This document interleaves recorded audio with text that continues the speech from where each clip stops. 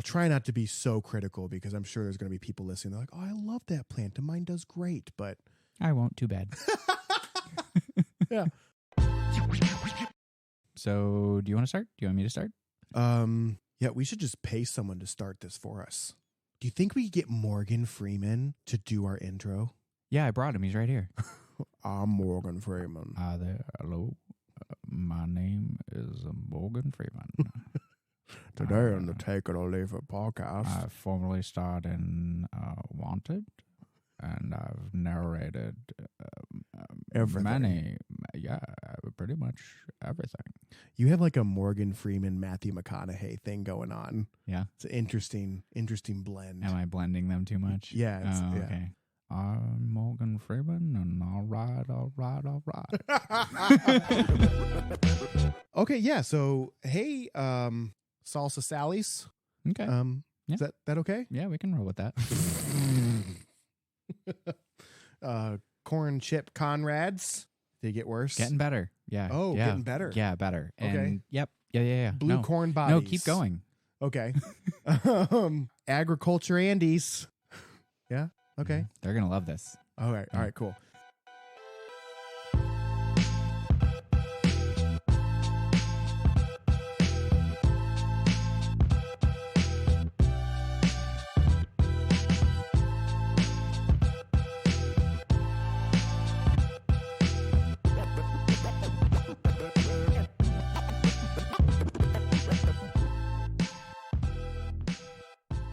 All right. So, how's it going, Take It or Leaf listeners? I almost said Take It or Leafers, but I know you're getting pretty tired of that one. Yeah, we need to shake that one up. I saw your eyes dilate as soon as you thought I was going to say it. Okay. This is the Take It or Leaf It podcast, and I am Ethan Wise. And I'm Nick Farringdon. And today, to kind of follow suit with another episode that we have done, whether we decide to release the houseplant episode before or after. Probably before. Okay. Yeah. So we have a kind of a little bit of a theme going here, and we are doing our top 6, bottom 6, our most favorite perennials. Yep. And our least favorite perennials. Yep. And so just to kind of, and to clarify, these are going to be perennials in the Midwest. Yeah, kind of zone 4, 5, 6 hardy to the most part. On average, yeah. So, yeah, we're kind of that average zone 4 through zone 6, although some of these can be hardy up to zone 3. Some of them could be hardy all the way down to zone 8. Sure. But if you're a listener in Georgia, you will probably have a whole slew of other things that would be classified as perennials for you. Right. That would be annuals for us. Sure. So just keeping in mind that we are coming out of the St. Louis, mid-central Illinois area, and that is where our list is coming from. And also keeping in mind that it was very difficult for us to narrow down to just 3 each for top and bottom choices for perennials. If you ask me a week from now or tomorrow, you might have a different list. Yeah.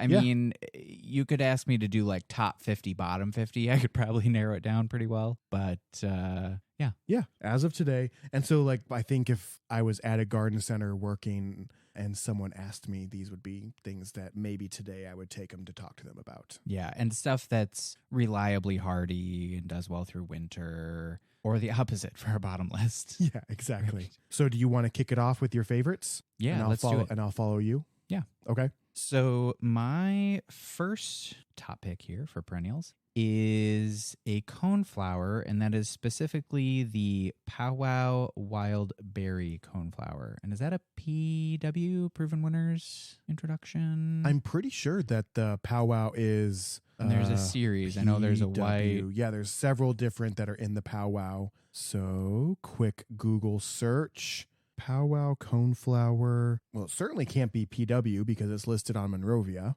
But I don't remember it being a Monrovia species. Interesting. Maybe it's just now its own... Available to other growers.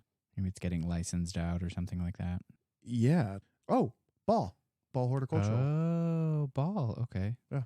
And Ball is the world's largest, at least to my knowledge, the world's largest broker, breeder for seeds and cuttings and all sorts of things, horticulture related, plant related. Yeah. Yeah, they're pretty expansive. So Yes, that was huge. cool. Yeah. So Powwow is owned by Ball Horticulture. Interesting. So this one is specifically the Powwow Wild Berry Coneflower, and that is sort of a kind of a hot pink, purpley Magenta. kind of, coneflower. It stays much more compact, under 2 feet. Than the native Echinacea purpurea. Yes, than the regular Echinacea. It is a cultivar of the purpurea, Of the native, the native, traditional native coneflower. So it does have a much more reliable hardiness, especially through winter. I know, and we'll get into later on your list some issues Other types with of other types of coneflowers. coneflowers. I don't like. But this one, generally, we see either from that straight species or cultivars of the native purple or purpurea echinacea, much more reliable in the landscape. I think also, as far as cultivars of the native, I think the Powwow series has still a pretty decent nectar source, and also a seed source for birds as well. If that was something you were interested in, there are some hybrids and cultivars out there that are great to look at, not the greatest for insects and bees, but I think the Powwow is definitely a great one for insects and bees. A pollinator still. plant. Yes. Yeah, definitely. And I've definitely seen firsthand evidence of that. I use them at plantings for clients all the time. Okay. And there's other colors too. True. I know Powwow there's a white series. that I see a lot. Yeah. Yellow? I don't think there's a yellow. Okay. Not to my knowledge. Not that I've seen around. I tend to see other hybrid coneflowers in yellow, and from some recent experience with that, they tend to be much less hardy. Okay. So with these, just a very nice, reliable, compact shape, a very heavy, prolific bloomer.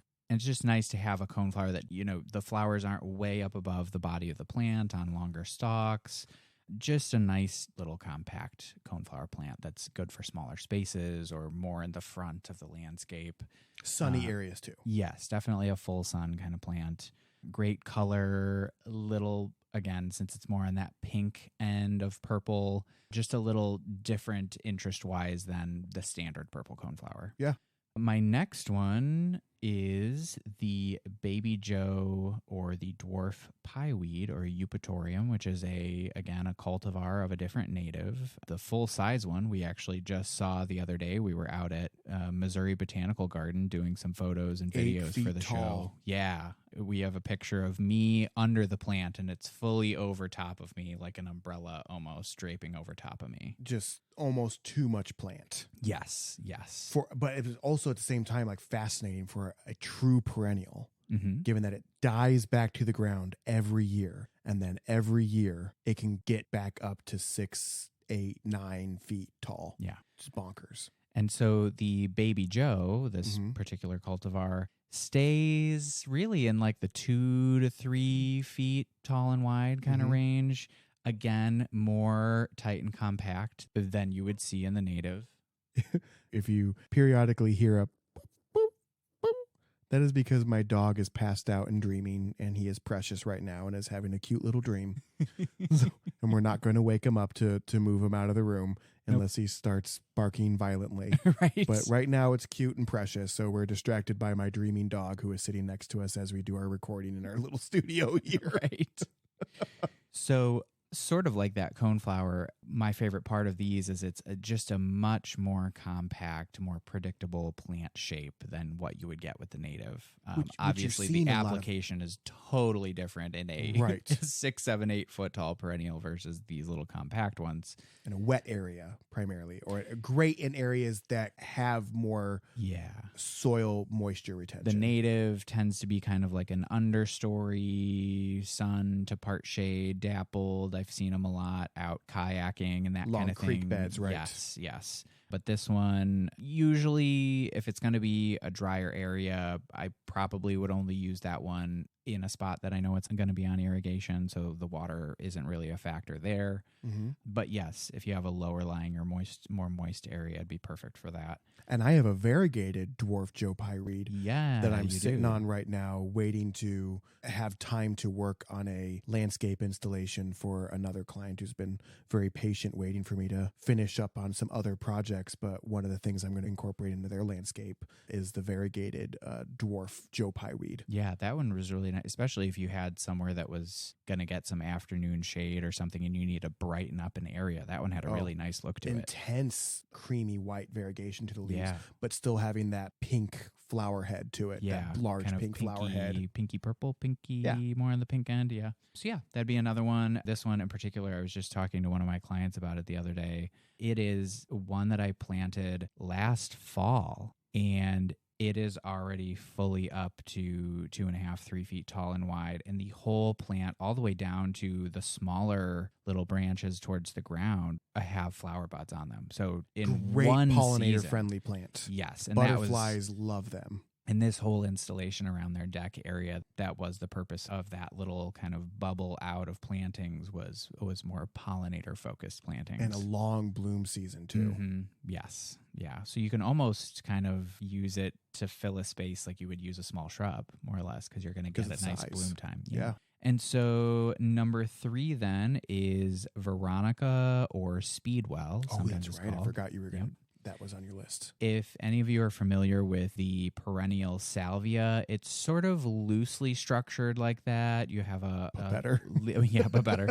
You have kind of the foliage base, and then you get spires, kind of like 6-8 inch tall spires of flowers that come up from the base of the plant. Again, similar to salvia, but much more tight and kind of refined. Almost looks like kind of bottle brush in its tightness of the blooms. Sure. Usually whites, pinks, purples, primarily. Even into kind of some blue purples. I'd say a very common one that's like that purpley blue is royal candles. Sure, yeah. And then I know PW has some smaller compact varieties. I like some of these newer ones that are coming out again because that foliage just stays nice and tight and it's more predictable, especially if you like a more manicured kind of planned, organized landscape design, especially if you want things to be a little spaced out, have some mulch space between plants or rock or whatever. Yeah, it just is a much nicer, neater plant as an option that you could use similarly to the way you would use a perennial salvia. Also a great pollinator plant. Oh my gosh, especially I see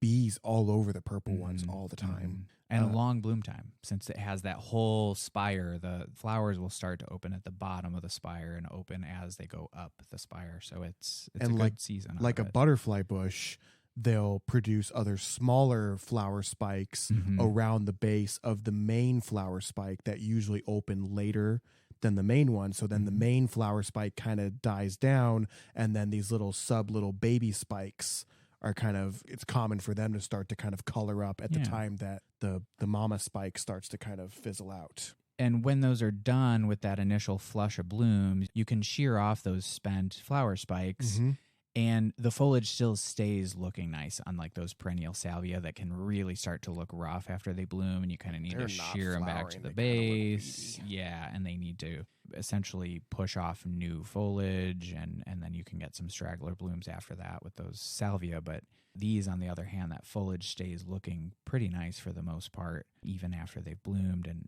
again, you can get some stragglers with those as well. Yeah, just a great pollinator plant, something a little different than the salvias that you tend to see around a lot more, a little more of a refined plant. And as an honorable mention, and this is one that we actually will have some photos and videos coming out soon of us at a park in the St. Louis area. We shot some video of these, and that is the hardy hibiscus or rose mallow. And these, almost from a distance, you would think they're a shrub because they tend to be usually in the 3 to 5 foot range, tall and wide, and they get big 6, 8, 10 inch wide tropical looking hibiscus flowers, big reds, round pinks, flowers. or whites, depending on what or white with a red eye or pink with a red eye. Foliage can be green or green red, kind of green burgundy. There's one that's green and white variegated. Just a very striking plant because of those massive big flowers. And they are a little, at least where I'm at in central Illinois, they are a little slow to come out for the season. Usually if it's getting into June and you're getting nervous that that plant hasn't pushed yet, be patient with it. They love the heat. Yeah. Because it looks like a shrub, you'd think it wouldn't die back to the ground completely every year, but it is a true perennial. So it does die all the way back to the ground. So you have these big woody stalks that you might think like, oh, isn't it going to grow back and leaf out from these? Most often not. It tends to push new, almost primarily from the big rootstock. stalks. Yeah, right from the base. So, in winter, early spring, you can snip off a lot of those big stalks, like 6-8 inches from the ground or so to make room for next year's stalks. But that's probably the biggest complaint I'd get with that one is, hey, did it die? Did it not make it through winter? It's like, no, just give it a little time. As soon as it gets hot, they push and start to grow really, really quickly. It's not uncommon to not see signs of life on it until Father's Day or later. Sure. Yeah.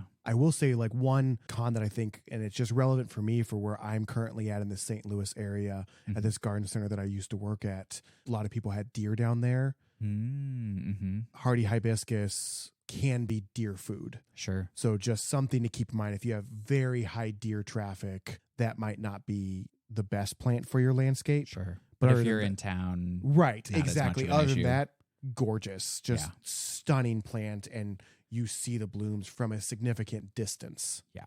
They do like a lot of water. That's also something to keep in mind. Yes. Great for if you're doing a water garden, you have an area where water a pools. rain garden or something. Yeah, great. Or an area where you just know that you get a little bit of a washout area because once developed, they can have a pretty sturdy root system too. Yeah, I know at the nursery when it was getting in the heat of summer, we would essentially fill up kiddie pools with a few inches of water and just set them in there, and they could just sit in an inch of water and loved it. Yep. Yeah. So those are my top 3 with an honorable mention in there. Do you want to go ahead and list off yours? Yeah. So I chose because, like you said, it's hard in this world to just pick favorites and stick to those all the time. Right. Especially because there's very specific plants for sometimes very specific places. Mm-hmm. So I decided to stick with a theme for my selection, and it's a blue-purple theme. Okay. Yeah. And blue's my favorite color, so it worked out perfectly. There you go. So my first plant is blue lobelia. Mm-hmm. And there is also a red lobelia as a perennial, sometimes referred to as cardinal flower. And blue lobelia, off the top of my head, I can't think of the common name for it. I've almost always just referred to it as blue lobelia. Sure. Maybe because... Bluebird flower? Yeah, blue cardinal. But what I like about this, and it does work great in conjunction with red cardinal flower, because red cardinal flower usually comes up earlier than blue cardinal, but so you can relatively tall and is taller than blue cardinal. Sure. So blue cardinal flower is a native here in the Missouri state. There's also a really cool cultivar that I like called Blue Starship, is the cultivar of blue lobelia that I've planted and enjoyed. It also likes moisture. It's not going to thrive. It's not going to be at its best in a hot, dry area. Sure. A little bit of reprieve from the hot summer afternoon sun is appreciated. However, it can tolerate it as long as it stays relatively moist or has the opportunity to have access to water during the hot summer months. Like for me, where I have it in my backyard, I have a lot of container gardens for my vegetables. And so because of the slant of my garden, the water runoff from my containers that I'm watering my tomatoes and my eggplants kind of run towards this area where I planted blue lobelia and some sweet flag iris. So they seem to be doing okay there. But what I like about the blue lobelia, nice, rich, bluish purple flower that blooms later in the season. Late summer into fall is when this one blooms. So it would complement asters and mums and things like that. And so great late season nectar source for pollinators as well. Sure. So yeah, that's one of my favorites. And another one that I really enjoy is Brunnera, Brunnera. And I used to say Brunera, but I think... Me too. I think it's really Brunnera. Or another common name for it is bug loss. Or you had told me, which was a name I wasn't familiar with, false forget-me-nots. Yeah, the little tiny clusters, kind of airy clusters of blue flowers that it gets early spring. Yeah. very forget-me-not-like. Yeah. With that, I mean, it's really a true blue It's color about as often. blue as nature can provide. Right. Because quite often when you see something listed as blue, it's really a form of violet or purple. And these get the really nice, striking, heavily silvered foliage or silver veins or I guess silver margins between the veins of the leaves. It's very striking, even when it's not flowering. Sterling silver is a variety I've used Queen before. of Hearts, Jack Frost. Yeah. It's because they have these heart-shaped leaves, large heart-shaped leaves. Yeah, what, 6 or so inches across? Some cultivars, yeah. Great to brighten up a shady spot. Right, and they do like shade. They're not going to be the greatest in much more than 4 or 5 hours of sun, especially hot summer sun. Sure. So morning sun or filtered light, or can tolerate pretty heavy shade too.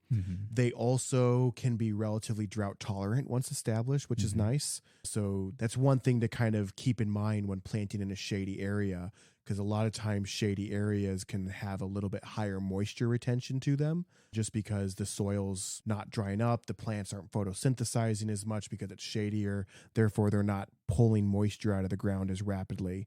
So just something to keep in mind, that this plant would probably do a little bit better in a dry, shady area. Of course, you're going to have to water it well during its first couple years after planting it, but once established, relatively drought tolerant. But like you said, great, even when it's not flowering, which is early spring, bright blue clusters of flowers that tower above the foliage. Lungwort really well. Extremely, and hostas. Yes. So to have like a nice hosta, lungwort, brunnera, maybe a splash of coral bells in there would be a beautiful shade garden. I use basically that same arrangement sometimes under a particular client that has almost that exact mix, and having that silvered foliage and under a blood good Japanese maple. Oh, yeah. That dark red burgundy foliage. Really nice. Very nice contrast. And also fun little fact with bug loss or brunnera is it's relatively critter resistant too. Because of the texture of the leaf, it's sort of this sandpapery, fuzzy texture to the leaf. Relatively rabbit resistant, relatively deer resistant, slug resistant, which anyone who has a hosta garden knows that slugs can be quite the pain in the ass for them, whereas they tend to leave high moisture, high humidity. Right, where they leave brunneras alone. So a nice critter resistant perennial for your garden space as well. Yeah. But the reason, like I said, we kind of only brushed over it, but yeah, that bright blue flower, hence sticking with the theme.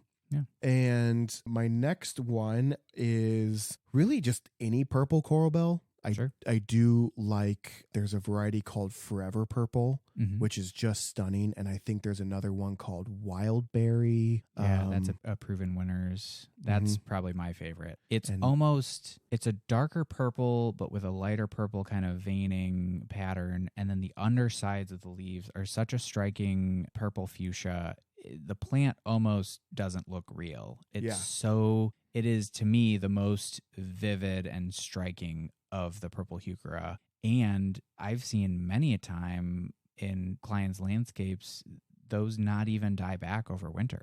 That's what I like. Some snow will melt and it's still there. Yep. Yeah.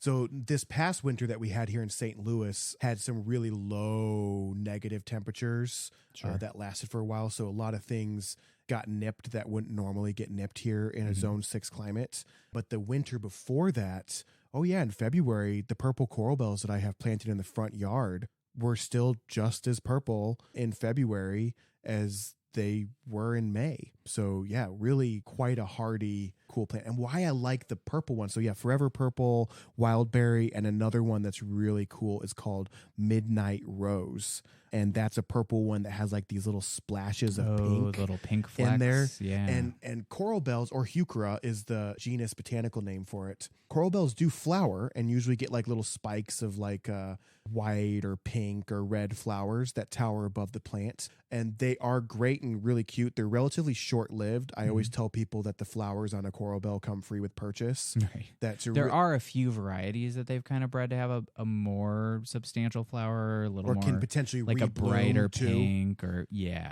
but generally it's treated as a foliage plant. Right. And so I just tell people, pick the coral bell with the foliage color that you like, and there's lots to choose from. There's caramel colors and oranges and pinks and reds and purples and greens. So you have lots of options with coral bells. But why I like purple ones in general, more so than some of the others, is they're more forgiving in sun. Usually coral bells are a shade plant, or they tend to prefer a shade, morning sun, dappled light, or like late afternoon light. Whereas the purple ones I've seen grow quite nicely in western hot afternoon exposure and still do quite nice. Yeah. Also a nice compact plant, maybe 20 inches wide, 10 inches tall, double that with the flowers, but a relatively compact plant, great for small spaces. Plus or minus 6 inches, depending on the variety. Right, but can look really nice along borders of your garden space or clustered together. You could mix and match different colors. I'll that often kind of do together. patterns with the purple and the chartreuse. And I just did that, not chartreuse, because this area that I was planting at was getting more sun, southern exposure, but there's a tree that kind of filters some of that in this portion. But I did an alternating path down the walkway of purple, green, coneflowers. Mm-hmm. So, yeah, I really do like the purple varieties. Coral bells. Yeah. So definitely one of my favorite variety. I like talking to people about coral bells anyway, because there's so many options and you can find a color to fit most people's garden spaces. Especially in shadier spots, that getting good bloom color can be a little tricky sometimes. Long-lasting bloom color. Yeah, it's great for adding that brightness and that color variety. Knowing that you might not be able to get flowers to do that for you. Right. So there's purple coral bell is my number 3. And then my honorable mention is a plant that I've become more familiar with down here in a zone 6 climate that wasn't really something that you could reliably depend on in a zone 5 climate zone. And that is clump liriope. Now, there is a creeping liriope, sometimes referred to as like a nomo grass or something like that. And creeping liriope, is it's the same species. I think it's like lily turf. Lily turf, thank you. Yep. So, yeah, much more narrow leaf for the creeping variety or lily turf. Not as tall of a foliage, but still gets that purple flower in like late spring or so, early summer. Mm-hmm. And that one is a ground cover. And in the right setting can look really nice. Whereas this... And in the right setting, it can be so invasive. Right. Any ground cover. Sure. Plan your ground covers accordingly. Yeah. So this variety down here is a clump one, and it's a variegated variety. So there is a deep green clump form of liriope down here, and there is a variegated form. Now these can... The variegated is so gorgeous. Very striking. Yeah.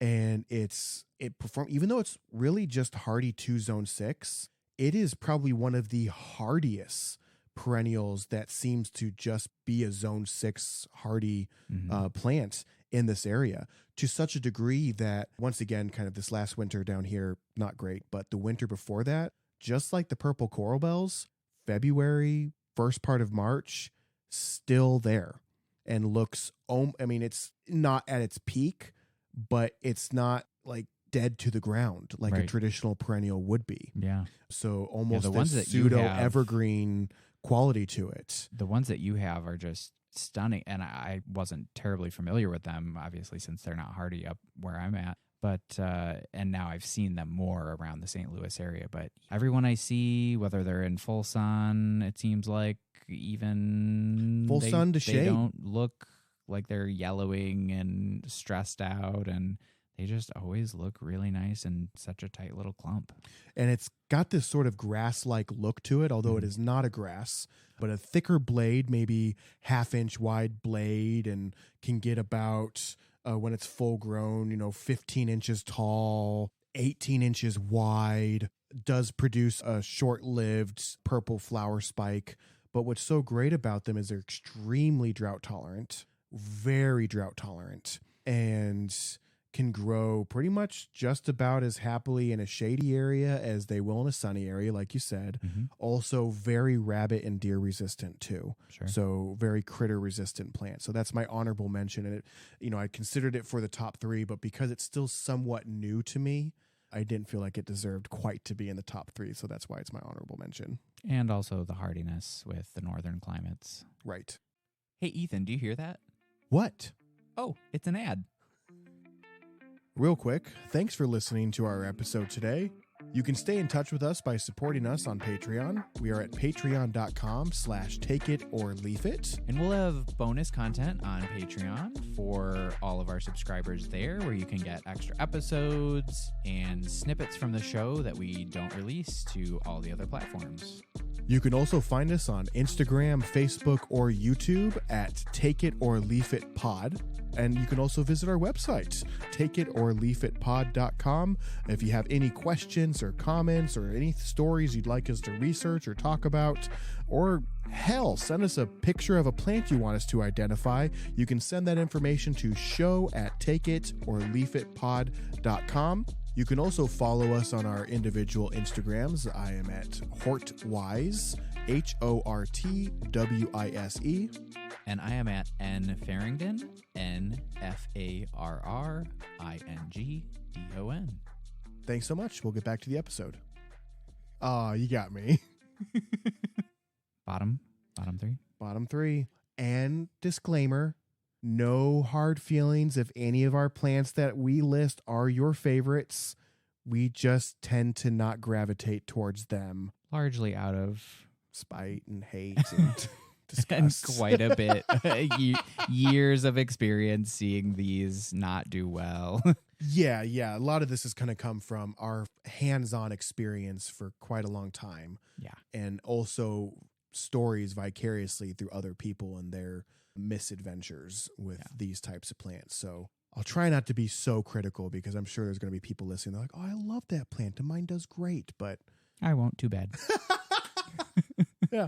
All right, Nick, the brutal house plant. You were quick. See, I came up with a favorite list about as quickly as you came up with a not favorite list. I had to stop myself on the not favorite list. I was like, gosh, there are so many options I could pick here.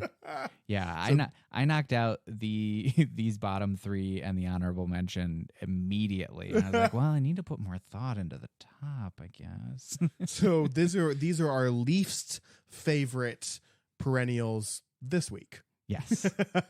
So my number one, and part of this has become a running joke between Ethan and I, but my number one has been for many, many years, the delphinium. It's like a cuss word to you. It really is like a cuss word to me. I can say I don't even know a ton about delphinium, in that they always performed so poorly, even at the greenhouse, that if we got a brand new shipment in, probably a week later, either half of them would be dead, or all those nice flower stalks that were there when they came in would have been broken off from a gentle breeze, no breeze, a dirty look, being watered, not being what. Yeah, that, and the very small handful of times I've seen them in a landscape alive, people have to individually stake the flower stalks because they are so weak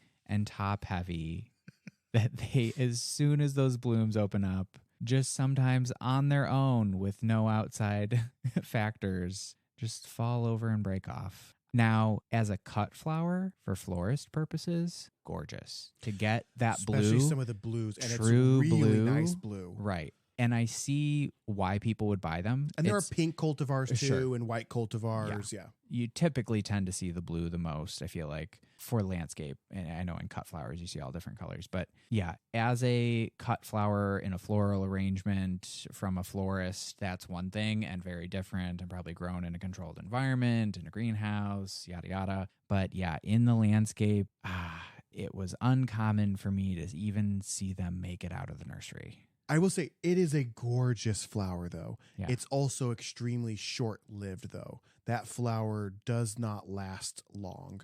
And I think that's the biggest disappointment that I hear from people is they'll buy it. Like, they'll sell out at a garden center when they're flowering so quick because the flower is so striking. Mm-hmm. And then 2 weeks later, I might see 2 days later, a guest come back like, oh, yeah, they're already done flowering. Yeah. I'm like, yeah, it's like a 2 if week long if flower. they can stay upright long enough to complete the blooming process. Yeah. Yeah, it's a tough plant. It's like, it's just one of those things where it is such a gorgeous plant, a flower, Yeah. when it's really healthy and looks good. But it's, Yeah. I think it performs better down here Sure. than it does up in central Illinois or just Illinois in general. But I totally understand your frustration with that plant, and likely is not going to be one that I incorporate heavily in many of my designs. So my number 2, and this was a plant that I always really enjoyed seeing in the landscape, selling. Sort of reminds me of a larger form version of like a Veronica that we had mentioned almost, is the Liatris. As far as the bloom stalk kind of gay style. feather is a common name for that one. Now, a lot of the ones that I've used in landscape have been cultivars of natives, and the foliage of the plant almost looks kind of like a wide grass blade. Yeah, kind of lower to the ground. And then you get these tall 1.5 to 2.5 foot, depending on the variety. Sometimes stalks. Very tall. Yep. Purples, pinks, whites. Yeah. Like Veronica. Purple is probably the one you see the most often, kind of a purple lilac kind of color. And in the last few years, I really enjoyed incorporating them into landscapes, especially if you needed a little extra height or maybe between some tall, skinny grasses like a Carl Forester. But the last few years, even in a mild winter, their hardiness has been extremely low. I have times that I'll plant 3 or 4 of them over here and a couple at the property next door, and the 1 or 2 over here live, and then the 6 over here don't live. It's like, what? We're 30 feet apart here. Like, what's going on? Like, it's a cultivar of a native. Like, what's the deal? And even being fertilized and on irrigation. Like, they're given the best environment they could to do well in the landscape and just have been performing really poorly. So this was one that visually was one of my favorites, but hardiness-wise, I feel like I can't even recommend them to people anymore. And they do, once that's another plant that I think is surprising how different the climates are. 3 hours difference, and things that I used to never consider in a landscape or always warn people against perennial wise. It's a different world down here now. And Liatris is one of the ones that I'm starting to gravitate towards now. I was like really standoffish, like, I don't want to talk Liatris to people or talk about Liatris to people. But down here, people seem to have much more success with it as far as hardiness. But that doesn't change the fact that... And aren't they zone 4? Maybe yes. Not? Yeah, zone 4. So that sounds like right. Even in zone 5, it should survive. Unreliable. Yeah. I mean, we just saw them in a landscape bed down here a few days ago. Yeah, and the they Foundry in St. Louis. Okay. Yeah. When the flower starts to fade and... They kind of splay out a little bit. I tend to like to use the more compact, like a Cobalt or something like that. And maybe there's some kind of an issue with the Cobalt selection, but... I do like to, if I'm going to recommend them to someone, to have them tucked behind, because when they stop flowering or the flower starts to fade, they can look real sporadic, little rough. But to have something that's tighter in front of them, I think it helped works a little okay. bit by having one of the compact varieties. Sure. But yeah. They are a great plant for pollinators. So certainly that's why I think a lot of people do tend to gravitate towards them, because they're commonly listed and well known for people who focus on pollinator friendly gardens to be a part of that. Yeah. But as a standalone perennial, I would warn people, like, don't put that towards like the corner of like a garden bed where you want something nice and showy, because I don't think the Liatris is going to meet your expectations. Sure. Definitely mixed in. Yeah. Yeah. And number 3, another one that visually I love, but has been increasingly more unreliable up by where I'm at, is the butterfly weed, or Asclepias tuberosa. It's sort of in that milkweed family of plants, although this one tends to have the kind of a narrower pointed leaf coming up from individual stems at the ground, and then gets a cluster of just a very vivid, bright orange cluster of flowers. It's a great nectar source for pollinators. It can be a nectar source and also a host plant for the monarch butterfly. So in theory, it's a great staple item to have in the landscape. But what I have found in the last few years, again, even being fertilized on drip irrigation, on an emitter that does a lower rate of water, because they do tend to like that drier, rockier kind of soil compared to environment. other types of Asclepias. Right, especially like a swamp milkweed that's on common, the opposite end that can grow in water. So even, giving them full sun on a reduced amount of irrigation, fertilized, mulched, pretty good, solid growing environment, just not being reliable through winter. I had some that I had to dig out this spring that you kind of dig them out and they have those little, almost like baby carrot sized little tubers under the ground. And those all seem fine, but yeah, no foliage going to start. And on top of that, they are very late to emerge because they like that hotter, drier climate.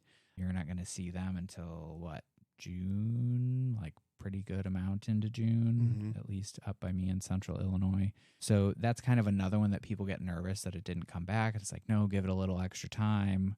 And then still be disappointed. Right. If it didn't make it through winter, then now you've, lost an extra month that you could have thrown something else in there and gotten it established. So I do still sometimes see them, usually planted in a bed near a mailbox by the end of the driveway in a road that has rock mulch instead of regular mulch, and they're full of weeds and neglected. And it's like, oh, well, there's a gorgeous one. But complete neglect seems to be a success, or to increase your success rate. So if your existing landscape is mainly comprised of other perennials that have more average to moderate water needs, this probably wouldn't be a spot for that. If you're going to do a bed that is intended to be more drought tolerant or xeriscape or something like that, that would be like a yucca and a yarrow and a coreopsis, some gaillardia or something like that. Sedum. Mm-hmm. So if that's the kind of bed that you're putting it in or going with, it would certainly work well for that. But otherwise, I think it'd be a little easy to give them too much water and have them not do so hot. So then my honorable mention for that, I'm going to go with the bearded iris. And again, when they do bloom, gorgeous, stunning, purple and white bicolor, bright, sunny yellow, pinks and reds, just peaches, the full spectrum of colors. Yellow and burgundy on the same flower, on a big, showy stalk, flowing flower. You can use them as a cut flower when they come out. It's great as a single stem in a vase. Just awesome looking flower. But they have a very short window. What would you say? Couple 2 weeks? Yeah, early in the season. And then after that, you just have a flat, wide, almost kind of sword-shaped leaf that just sits there as a foliage. And when it's not flowering, that thick foliage for a while can be pretty attractive. Sometimes like a silvery if you have some blue. Other stuff around it. Right, you get that contrast of like a silvery blue lanceolate leaf kind of peeking through here and there. But then as soon as it starts to get hot, the tip's brown, and it can be a bully too because it can keep colonizing. Right. They'll start to spread out more, and pretty soon you have a bed of iris that looks good for 2 weeks in early season. It's just like grown and grown and grown. Yeah. Nothing really can grow reliably between them because the tubers will pile on top of each other. Like they'll start they have this surface above the ground. Yeah. Yeah, so that, and I know between the two of us, we were kind of on the fence with whether we wanted to go with the bearded iris or the daylily, which some people might be upset that we don't like the daylilies, but they can serve a purpose. Absolutely can serve a purpose. If you need something that you want to plant and then maybe never really maintain or look at or care about again. And absolutely, there's a lot of people, that's their type of gardening. Right. Where they want something that has to be killed with gasoline. Right. That essentially they can plant and never, ever have to worry about it. I've seen bare root daylilies dug up and chucked on the top of a compost pile, and the next year it grows and flowers. Just tough as nails plant. But especially with something like the yellow rebloomer, the Stella de Oro is probably the most common one. It's a little bit more small and compact. And there's a red and a purple Stella as well. Purple Not de nearly Oro. as common. Usually yellow is the go-to. And so since they are a rebloomer, which that's kind of another drawback with the other types of daylilies, yes, you get a gorgeous flower, again, only for a couple weeks. And then you just have a leafy foliage plant the rest of your season. But if I think I would like it more if the foliage stayed more upright and compact after it was done flowering. Stella tends to more so than the bigger varieties, because it's got that narrower pointed leaf. Yeah.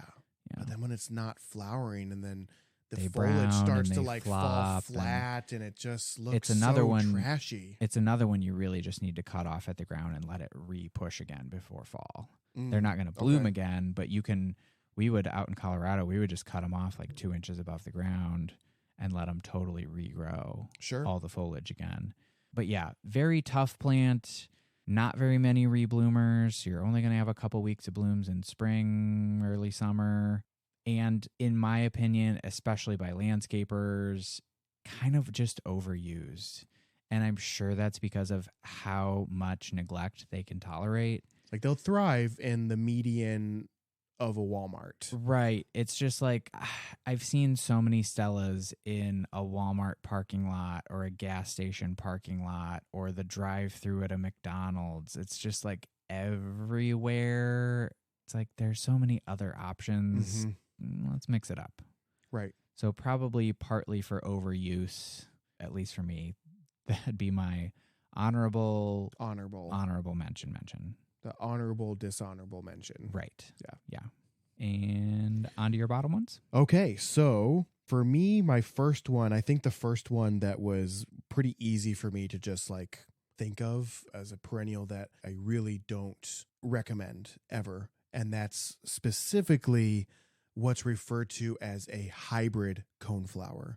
And you'll see it on the tag. It'll be Echinacea hybrida on there, which is not Echinacea purpurea.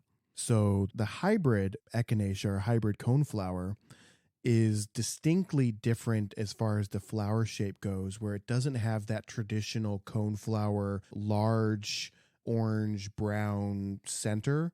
Not always, but yes, go on. Okay, so not always. That I think I traditionally think of as a coneflower that's like sometimes kind of rough or spiky and where the finches will go and like pluck the seeds out of. It has more of this ruffled flower. It's like a double bloom, except the center blooms on that little cone of the spiky seeds are a shorter petal. Yes. Yeah. Yeah, so it's just like this. And it looks cool. It's a very different looking flower, and I can see why people gravitate to it and why they like it. And there's lots of color options. Hot yellows papaya is a fun one that so some of the cultivars. So I wrote down a few just so people could have those to kind of think of when they're shopping coneflowers. And so I have Supreme Cantaloupe, which is like a pastel orange. Hot papaya, which you had listed, which is like a reddy orange. Another red orange one. Double scoop, and there's a double scoop series. And raspberry beret is a pink one, similar to the color of that powwow berry, wild berry that you were talking about. But my issue with the hybrid coneflowers is they just are not reliably hardy. And they're just expensive. Not. Right. You can spend $20, $25 on a 1 gallon coneflower, and it's an annual. And this isn't just coming from my own personal experience. This is coming from, I would say, at Hare Nursery, where we worked at before. It was one of the highest warranty replaced perennials that we had to such a degree where it's just like, why are we even selling these? Because that particular garden center, which is not common in the world of independent garden centers, but they offered a full year warranty on their perennials, 100% full year warranty on their perennials, which is just bonkers in my opinion. But that plant was easily one of the highest, I would say top 10 warranty replaced perennials was any coneflower that was a hybrid. And even down here in St. Louis, talking to other garden center employees at different garden centers too, not too many garden center employees seem to like that plant either. and like to recommend it to people. There's plenty of other hardier coneflowers or cooler summer blooming perennials to choose from. Like that wild berry we mentioned, that is a cultivar of the Purpurea. native, right? And so speaking of ones that aren't the double bloom, the Sombrero series is one that I've had some bad experience with. There's Sombrero red and orange and I had used because there's a Sombrero that's like almost like a true blood red. Yeah. You'd want to really like that plant, but it's just not reliable. I've liked the yellow because it's such a nice, plant covered in bright, sunny yellow coneflower blooms. And I had started using some in landscape because they specifically came out with a Sombrero yellow improved. And usually when you see that improved, they've made some tweaks and adjustments to the hybridization to either get a more compact plant or something that grows more reliably and more uniformly, or in the case of hardiness, can also help with improved winter hardiness.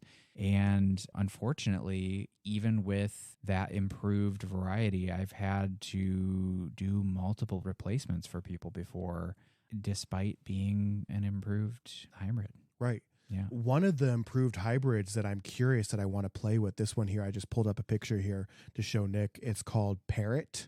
It's a petal, hybrid. the ends of the petal is yellow, but the eye, the middle of the petal is kind of an orangey pink. Orangey coral color. And sort of looks like a gaillardia. Yeah. Oh, yeah. Or blanket flower. So with this, I love the idea of it, but I was nervous because it's still a hybrid, but looks like it could be bred from the Echinacea purpurea, but you just know it's not because Echinacea purpurea is a pinky purple and this is a yellow orange. It's very different. So talking to the perennial buyer at Greenscape Gardens here in the St. Louis area, I asked her, I said, do you find this to be reliable? Do you hear a lot of complaints? Now, they don't offer a warranty on their perennials, which I think is a good move. But I just asked her, like, well, do you vicariously, have you heard complaints about this? And she thinks that it is a very reliable one. And she, being the buyer and has been the buyer there for years, really likes this one. So this will be a cultivar, and it's hardy up to zone 4. The Parrot Echinacea will definitely be one that I want to experiment with down the road because that's freaking gorgeous. And if it really ends up being as hardy and reliable as she says it is, who knows? Maybe it'll find its way like a redemption of the hybrid coneflower. Yeah. Although to me, looking at that, it looks so much like a blanket flower that I would probably just plant a blanket flower that I knew was more reliable. True. Exactly. Yeah. Okay, so moving on, Sunstruck Heliopsis. And Heliopsis, I think, was it false sunflower? Yes. Is a common name for that one. Now, there are some great Heliopsis. I think for me, I would prefer to just plant a Rudbeckia or a Black-Eyed Susan more often than not versus going Heliopsis. I don't know. It's just my own personal preference.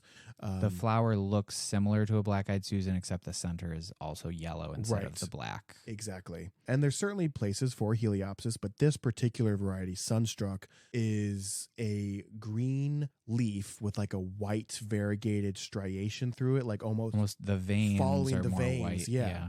And in theory, looks really cool. Looks super cool with this green and white leaf and the yellow flower. However, in my experience in 2 different states now over, I would say, I think I became more familiar with it probably like in 2016, 2017. So in 7 years of seeing this plant in garden centers, it just doesn't seem to perform. Yeah. Also a very high rated warranty replacement at Hair Nursery, to such a degree that I think we stopped carrying it there. Yeah, I have a cluster of 3 that I planted for my parents, and one didn't make it through the first winter. The 2 have lived for a number of years, but the biggest one gets maybe 12 by 12 at the most, does bloom, and the other remaining one gets maybe 6-8 inches tall, 10 inches wide, and just a handful of straggler bloom. Just very inconsistent. It just always looks sick. Yeah. And not just because of the variegation, it just always seems to really be struggling. It always looks like it has a nutrient deficiency. Yeah, it's just like this anemic perennial in your yard. And must be a sign, but in the last several years of trying to find some replacements for them to match, since it's right in the front of an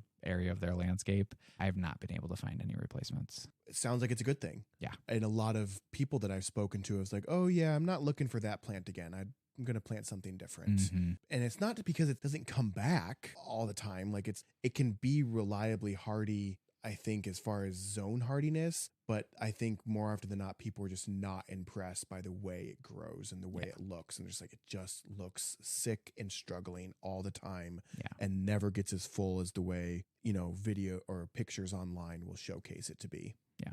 So it's just a disappointment, just lackluster. My next one is Bleeding Heart. And I know this might be a shocker to a lot of people. It's a very hardy plant. So Dicentra is the botanical name for it, although I just saw when I was looking it up that botanical name has changed to something that starts with an L. Yeah, they shuffle them around every once in a while, certain things. To me, it's still Dicentra until otherwise, or until I remember the new botanical name. Right. So the reason, even though it's hardy and even though it's such a cool, unique, very unique flower, it's a spring blooming flower. It's usually pink. To me, it kind of does look just like a pink or white. Yeah, pink or white, sometimes red. It looks like an upside down heart hanging, and pretty reliable, pretty forgiving, can handle dry, can handle some moist conditions. My issue with it is its heat hardiness, its heat tolerance. It goes dormant in our climate zone during the heat of the summer, and it'll be gorgeous, full flush in spring, and then by mid-August, it's brown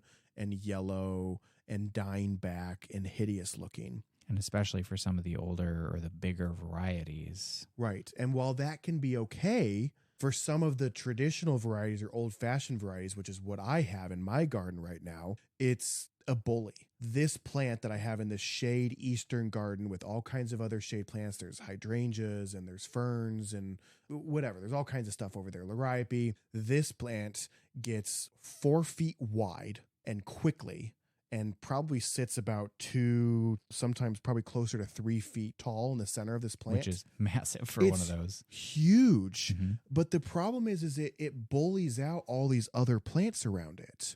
And so for this 4-foot area, which is huge in this garden bed, nothing else can really grow because this bleeding heart is there. But then come summer, it's going to die back and leave this gigantic empty area in the garden, which I can't stand. Reminds me a lot of a peony. If you plant a peony, other than if it's out and has plenty of air circulation and lots of sun, if they're shady or not getting the right light requirement and airflow, they get powdery mildew and look sketchy and start to look really rough at the end of summer. You cut them back and there's nothing else there. Right. You just have this big barren spot. Yep. And so that's my frustration with Bleeding Heart is, they do have some more compact cultivars. There's some fun kind of fern leaf or feather leaf cultivars out there as well that might not get as large. Certainly worth experimenting with. I'm not criticizing it because I think it's a terrible plant. It's just, in my situation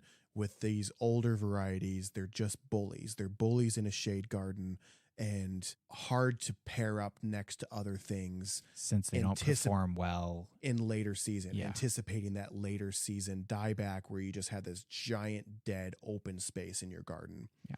So that's my frustration with Bleeding Hearts.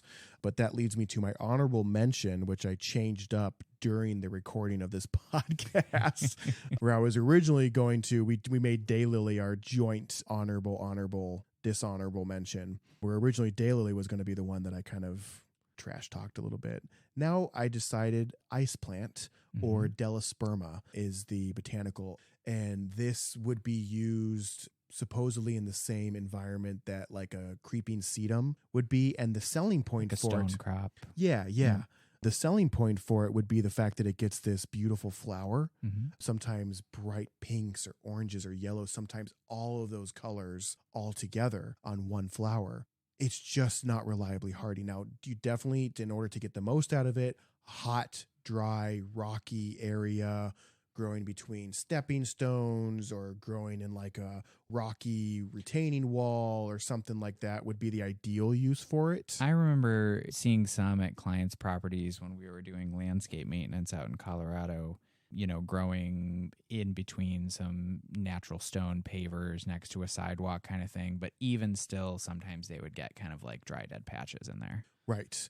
A sedum is certainly a better option. Way better option. And there's lots of colors to choose from there too for creeping sedums. But yeah, the Delosperma just, and also it gets overwatered once. The leaves just turn into these disgusting, mushy things. And I just don't find it to be reliably hardy at all overwintering. And I'm sure that there's some people who have had success with it. One of those plants that I also saw less and less being carried in Peoria or Central Illinois garden centers, just like, okay, we got to stop carrying this. This isn't working. Too far north. Right. And even down here in the Zone 6 area, not as reliably hardy as I would prefer it to be. Sure, it does great in a Zone 7. Sure. I can see that being the case. Like Oklahoma would probably be a perfect spot for it to thrive in. Us, just not reliable. Don't be suckered by those beautiful, gorgeous flowers of it blooming that you might see at a garden center. Get a stone crop or a sedum or some other form of creeping ground cover for a hot area. There's plenty of other options to choose from. Yeah. So that's my honorable mention for Leaf's favorite perennial, and that's it. Yeah, that's all. That's the top 6, bottom 6, and a couple honorable mentions. Yeah, longer episode, but we bombarded you with information on 13 plants. So hopefully you guys, make your own. Good selection to pick from if you're looking to fill in a spot in the landscape, and some things to avoid. This would be a fun one. I'd love to actually for this one, and the other one that we did with houseplants, but I would love to hear other people's 1-star reviewed perennials that they have grown. Ooh, this would be a great one to get in email form or on comments on our social media pages. Read 1-star reviews of sketchy garden centers. That'd be kind of fun. Ooh, if there's a better way of like rating perennials, and just to look at 1-star reviews of perennials and to rattle those off. Yeah. But I would love to read any of our listeners' favorites and or least favorite perennials that they have experienced, especially anyone who lives in different climate zones. Yeah, because definitely. In many ways, we as horticulturists and former garden center employees, we not just rely on our own expertise, but vicarious information through other people. Right. And we're essentially always taking polls on plants when we're interacting with those customers. Right. If I hear from half a dozen people that this perennial is garbage and just doesn't work, then I'm probably going to not recommend that. Right. Even if I haven't played with it myself, people are like, no, it's terrible. The blah, blah, blah, this, blah, blah, blah, that. So anyway, this would for sure be one of those topics where I'd love to have some listener feedback on. Yeah. And if you have some of those plants that either have been your top picks or some that you've had issues with and wouldn't recommend, either way or both, send us an email at show@takeitorleafitpod.com. You could also message us on either Instagram or Facebook at takeitorleafitpod. We have been uploading our audio to YouTube. We're also going to have some video clips coming up. Comment on the YouTube clips as well. Yeah. Yep, definitely. Again, please take a look at our Patreon page if you'd like to support the show that way. We're on Patreon at Take It or Leaf It, and that helps us keep the show rolling and gives us the opportunity to buy perennials that we like. Yeah, right. Right. So yeah, I think that pretty much wraps it up. And thank you for listening. Yeah, this has been the Take It or Leaf It podcast. I'm Nick Farringdon. And I'm Ethan Weiss. See you guys next week. Toodles. Bye.